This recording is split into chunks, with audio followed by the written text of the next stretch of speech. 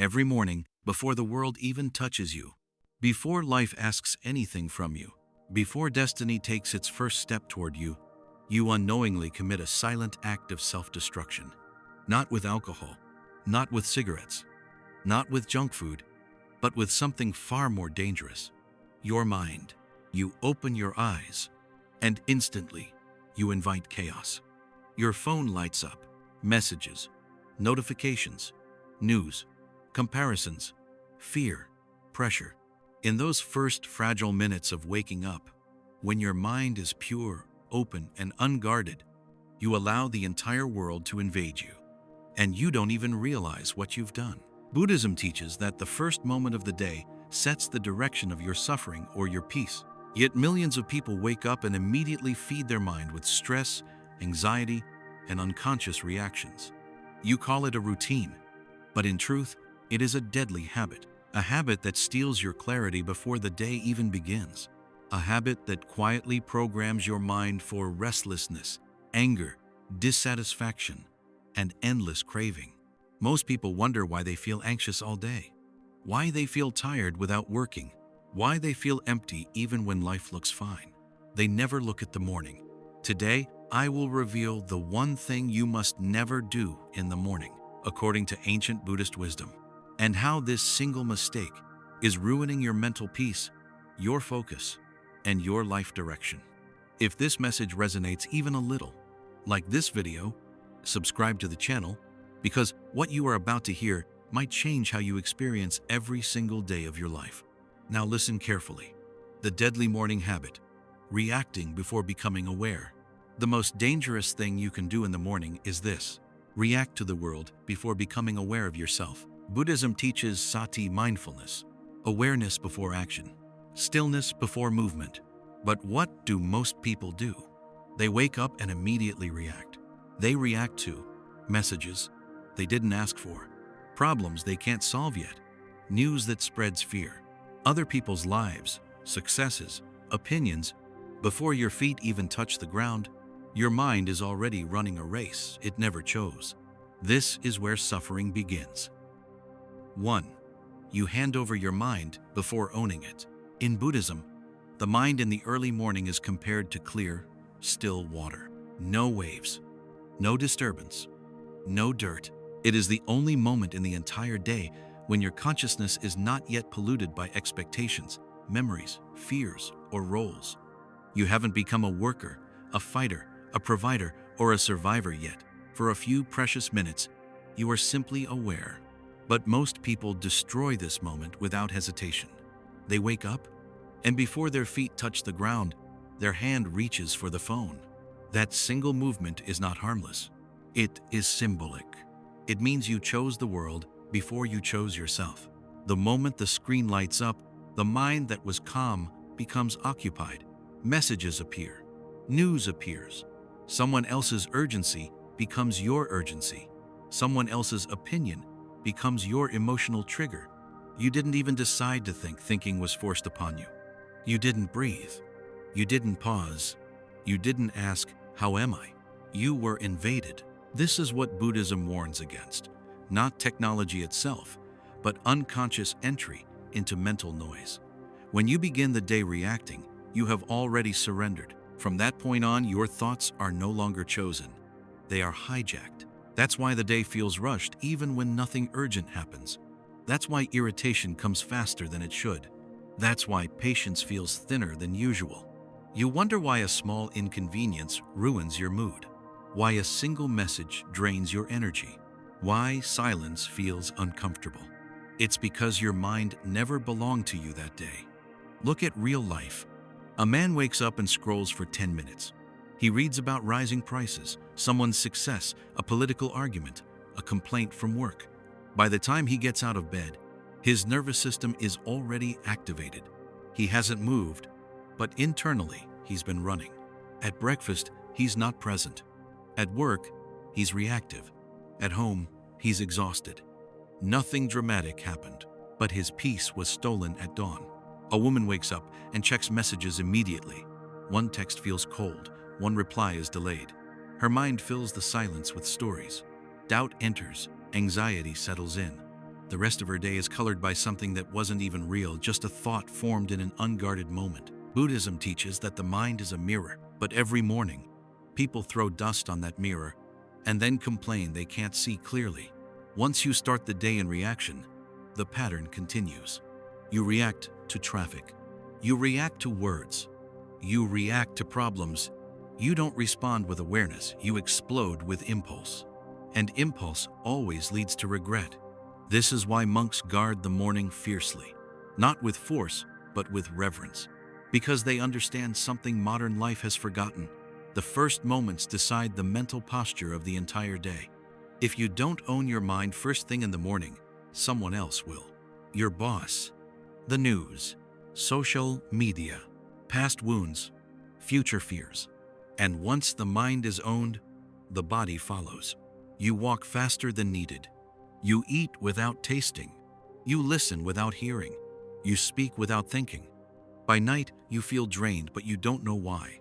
The exhaustion didn't come from effort. It came from mental slavery. Buddhism doesn't say this loudly. It whispers it.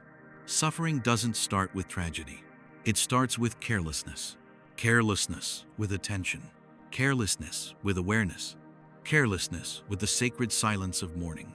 And the tragedy is not that life is hard. The tragedy is that you never stood a chance that day, because you never owned your mind. 2. You plant the seeds of suffering at dawn. Buddhism teaches a quiet truth that most people ignore until their life feels unbearable. What you water grows. Not tomorrow, not someday. Immediately. Every morning, before the world demands anything from you. Your mind is like freshly turned soil, soft, open, defenseless. Whatever thought enters first doesn't just pass through, it takes root. And most people unknowingly plant weeds. They wake up, and the first thing they feel is tension, a tight chest, a racing mind, a silent panic about unfinished work, unpaid bills, unanswered messages, unfulfilled dreams. The body hasn't moved yet, but the suffering has already begun. The mind whispers, "I'm behind." Then, others are doing better. Then, something will go wrong today. And just like that, the seed is planted. Buddhism never said suffering begins with pain. It said suffering begins with attachment to thoughts. When the first thoughts of your day are stress, comparison, worry, or anger, you are not being realistic. You are programming your nervous system for exhaustion. Look at real life. A person wakes up and immediately checks social media. They see someone traveling, someone succeeding, someone smiling. Without realizing it, a seed of comparison drops into the mind. The thought is small, almost invisible, but it sinks deep. Why am I not there yet? What am I doing wrong? The day hasn't even started, and already, the heart feels heavier. Another person wakes up thinking about work, deadlines, pressure, expectations. The mind rehearses future failures before they exist. Stress hormones flood the body. Muscles tighten. Breathing becomes shallow. By afternoon, this person feels drained.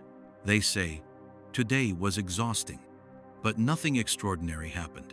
The exhaustion didn't come from effort. It came from watering stress at dawn. Buddhism compares this to planting a poison tree and then complaining about its fruit.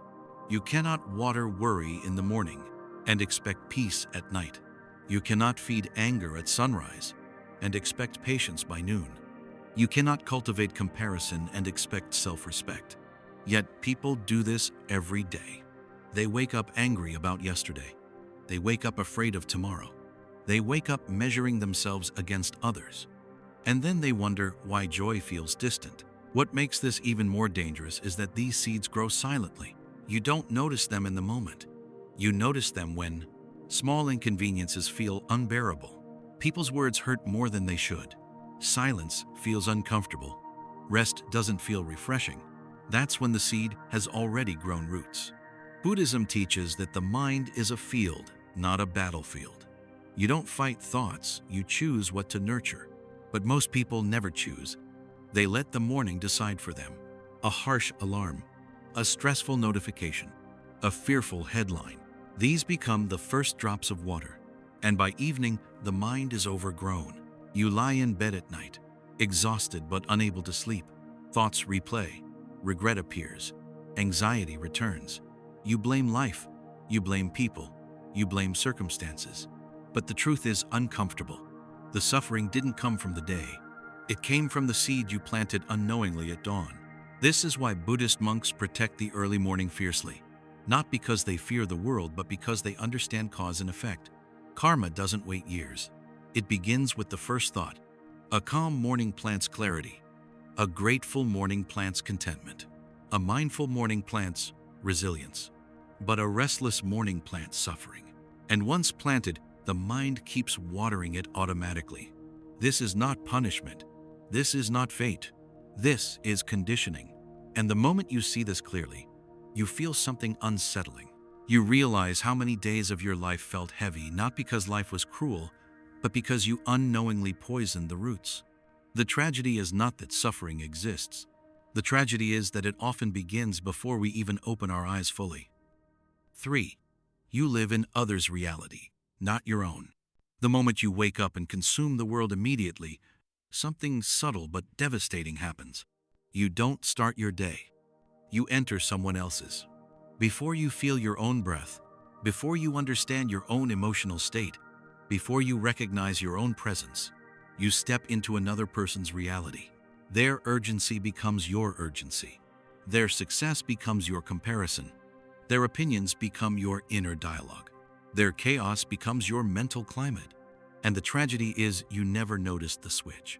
Buddhism teaches detachment, but not in the way most people misunderstand it. Detachment is not isolation. It's not running away from the world. It is creating distance between your inner space and unnecessary mental invasion. But modern mornings do the opposite. A phone lights up, and suddenly you are living 10 lives that aren't yours. Someone is richer. Someone is happier. Someone is angrier. Someone is suffering. And all of it enters you unfiltered. You haven't even asked yourself a single question yet. How do I feel today? What does my body need? What is my intention? Those questions are drowned out before they can form. Look closely at real life. A person wakes up and scrolls. Within minutes, they are emotionally reacting to strangers they will never meet. Their mood shifts because of a post. Their self-worth bends because of someone else's highlight reel. Their peace collapses because of news that doesn't even affect their day directly. By the time they stand up, they are already mentally exhausted. They say, "I don't know why I feel off today." But the answer is simple and painful. They never arrived in their own life. They woke up and immediately left themselves.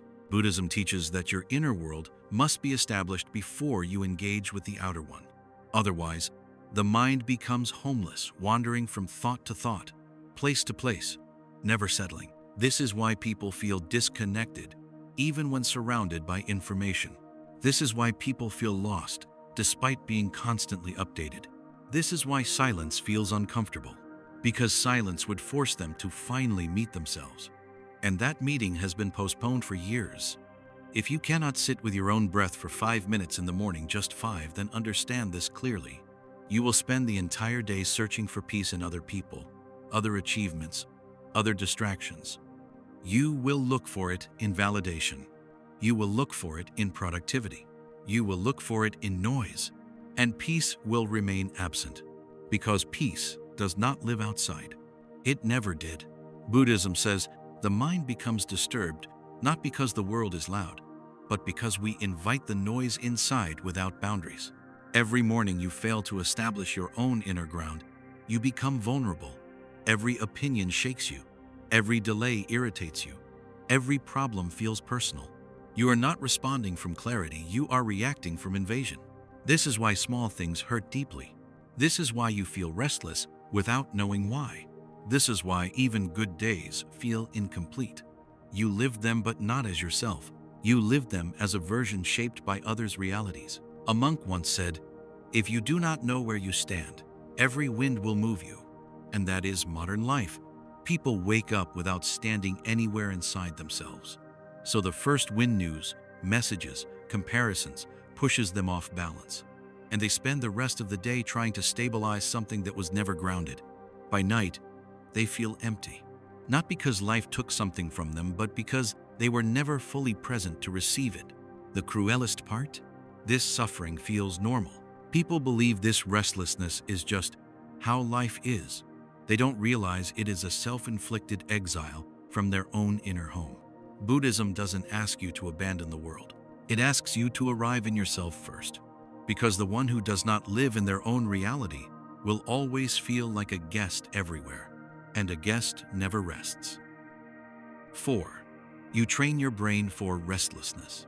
The mind is not born restless. It is trained. Buddhism teaches that the mind learns through repetition, not through intention, not through intelligence, but through habit.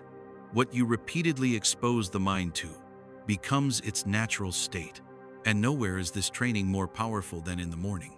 When your day begins with stimulation, your brain receives a clear message. This is how we survive, by being constantly fed. Notifications, scrolling, noise, information, reaction. The nervous system wakes up already running. And once this pattern is repeated day after day, the brain stops asking for peace. It demands stimulation. This is why silence begins to feel uncomfortable. Not because silence is empty, but because the mind has forgotten how to be still. Look closely at real life. A person sits alone for 5 minutes and feels uneasy. They reach for their phone without thinking. Another person stands in a queue and cannot tolerate stillness.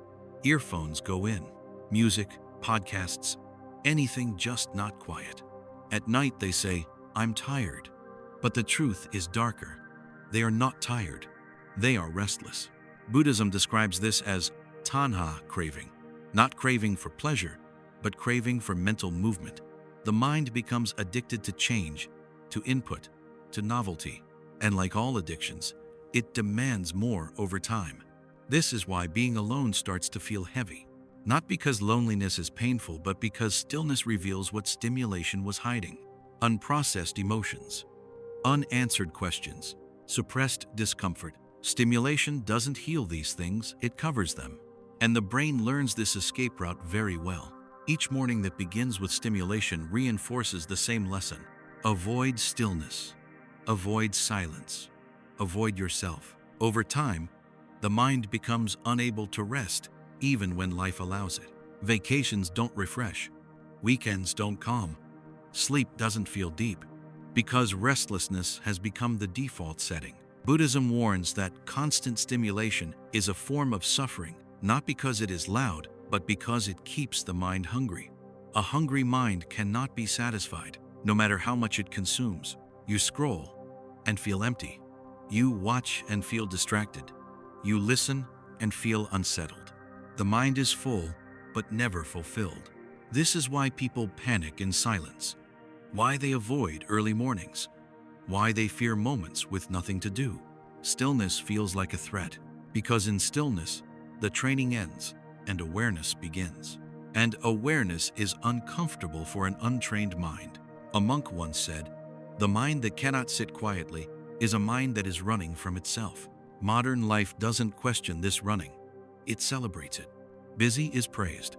Distracted is normal. Overstimulated is expected. But Buddhism sees through this illusion. A restless mind is not alive, it is exhausted.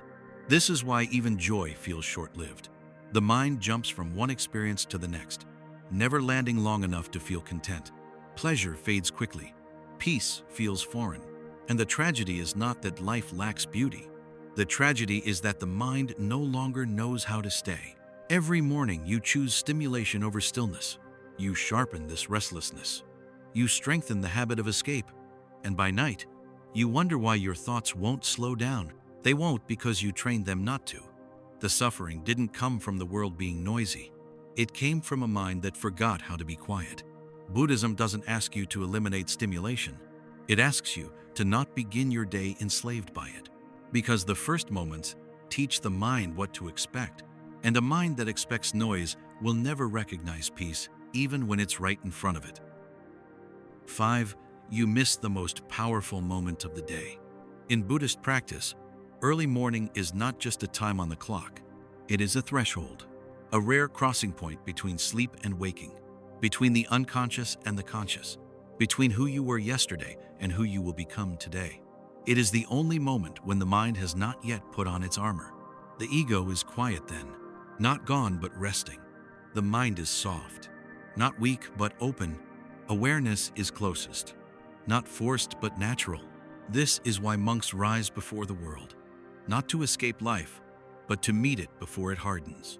In those early minutes, insight does not need to be chased. It appears on its own. Thoughts slow down. Patterns become visible. You suddenly understand things you struggled with for weeks, not through effort, but through clarity. But most people never touch this moment. They wake up and immediately rush. The alarm is harsh. The body is pulled forward. The mind is thrown into motion. The doorway opens, but they run past it. And once it closes, it does not reopen that day. Look at real life. A person wakes up early on a rare, quiet morning. No noise, no urgency. For a brief moment, there is a strange calm. The world feels softer. Breathing feels deeper. The mind feels honest. Then the phone vibrates. That moment disappears. The rest of the day is spent chasing a feeling that was freely available but ignored. Buddhism teaches that stillness heals more deeply than action, but only when the mind is receptive. And the morning is when receptivity is highest. This is when gratitude feels real, not forced, not rehearsed. You don't have to convince yourself to be thankful. You simply are, for breath, for light, for being alive.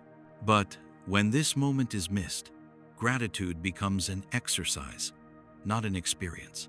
Stillness, when touched in the morning, settles the nervous system for hours. It becomes a quiet anchor.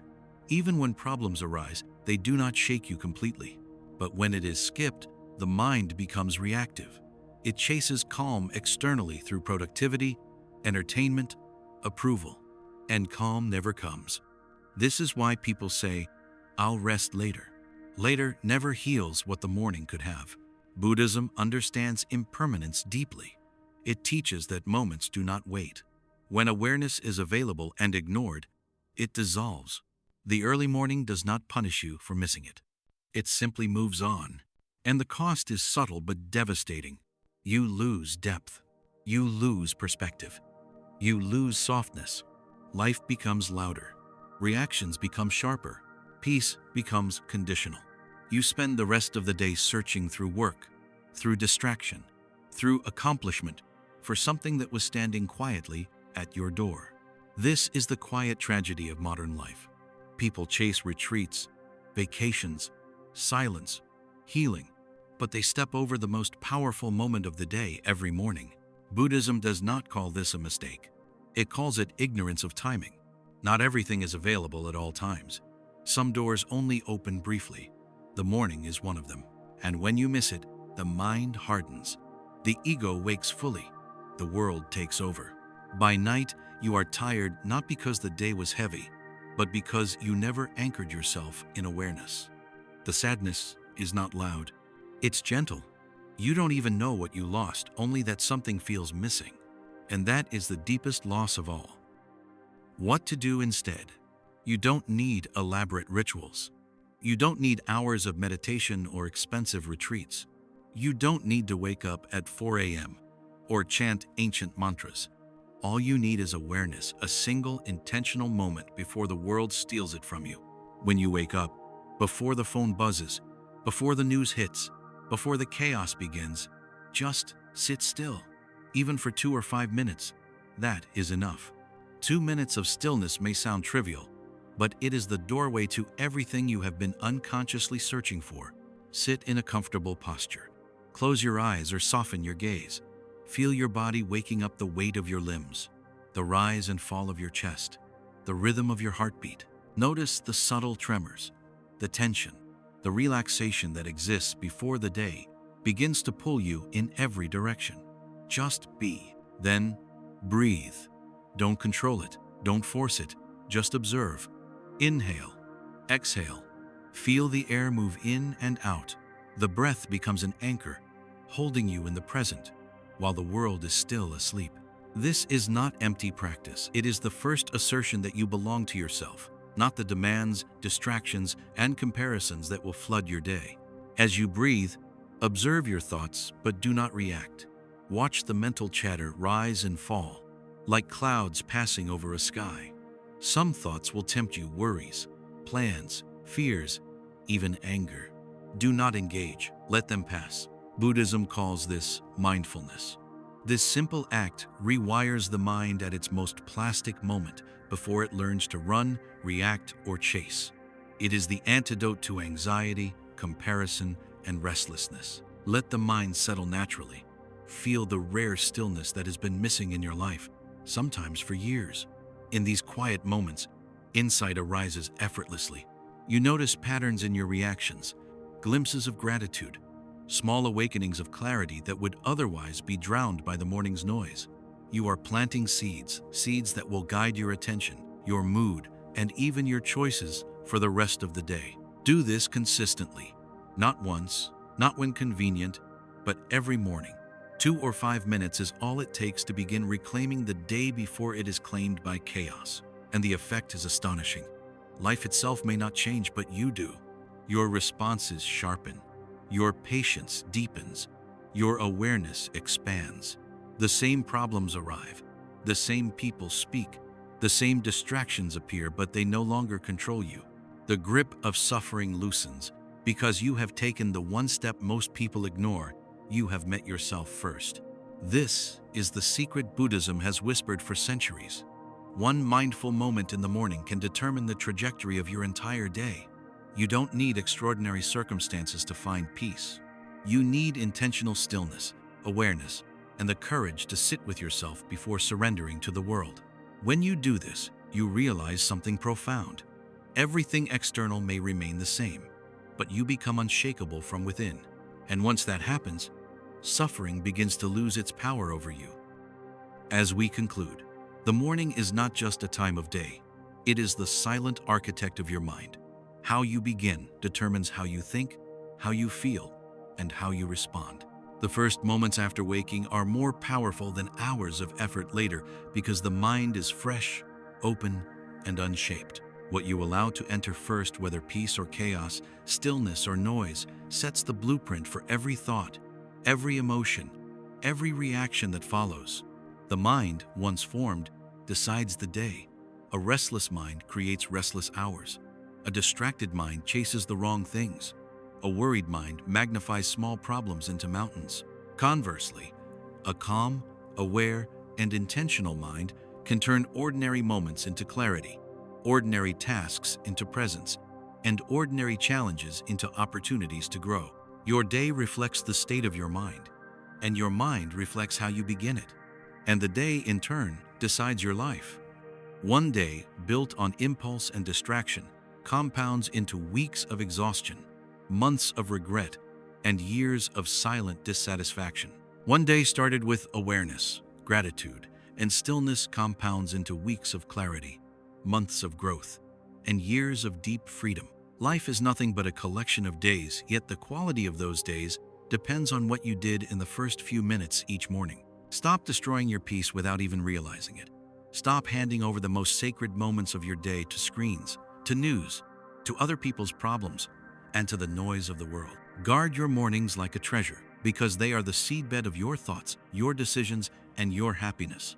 If this message has opened your eyes even slightly, take action. Like this video to honor your attention. Subscribe to stay close, because what follows can change the way you live, moment by moment. And remember this: the mind, when understood and respected, becomes your greatest freedom, the one thing no one can take from you, the source of true peace, clarity, and power that lasts far beyond the chaos of the day.